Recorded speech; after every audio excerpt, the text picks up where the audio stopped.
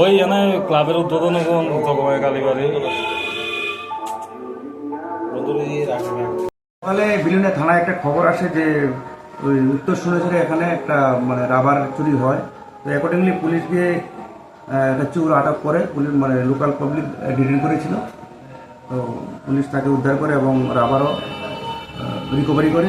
তো এই ব্যাপারে আমরা একটা কেস রেজিস্টার করি। কেস রেজিস্টার করে তদন্ত নেমে আমরা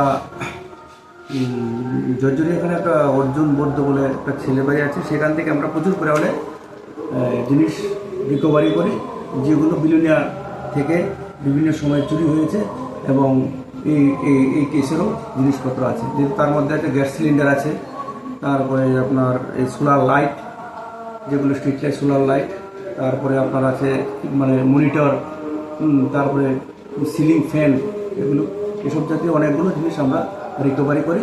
তো তো অর্জুন বৌদ্ধ পলাতক, আমরা ওকে যেভাবে হোক রিটার্ন করে কোর্টে প্রডিউস করবো। কিন্তু এখানে একটা উল্লেখ বিষয় যে অর্জুন বৌদ্ধ নামে আগেও প্রচুর থানাতে কেস আছে। সে আমরা এখন আবার দেখছি তাকে তুলে কীভাবে